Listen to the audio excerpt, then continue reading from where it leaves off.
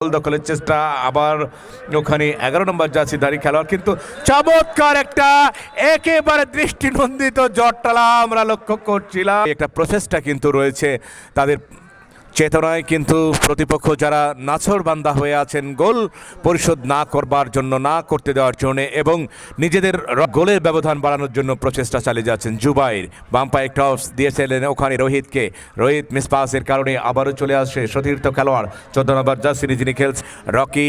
আবারও বল চলে গেল, শেষ পর্যন্ত আমরা লক্ষ্য করছি যে ওখানে বাম প্রান্ত দিয়ে আক্রমণে যাওয়ার চেষ্টা আহাদ, তিনি বল পেয়েছেন, বাম দিক থেকে এগিয়ে যাওয়ার চেষ্টা করছেন, দুজন খেলোয়াড় তাকে ঘিরে ধরেছিলেন, শেষ পর্যন্ত ক্লিয়ার করে দিলেন ওখানে শিমুল বল পেয়েছেন, শিমুল তার দখলে নিয়ে বাম পায়ে ক্রস দিয়েছেন, সতীর্থকে লক্ষ্য করে চমৎকার সিন ট্র্যাপ করে নিজের দখলে নিয়েছেন এবং ব্যাক পাস করে দিয়েছেন ওখানে রকির উদ্দেশ্যে।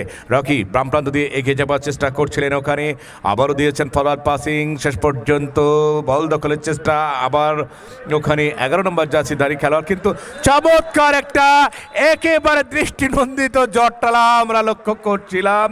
মহব্বতের না কোনো ঈর্ষাপরায়ণের জটলা শেষ পর্যন্ত আমাদেরকে নিরূপণ করতে হবে। ওখানে রেফারি মেহেদী হাসান মারুফ তিনি কিন্তু অবশ্য চলে গেছেন। খেলোয়াড়দের মধ্যে এই ধরনের কলাকৌশল কিন্তু অত্যন্ত আকর্ষণীয়।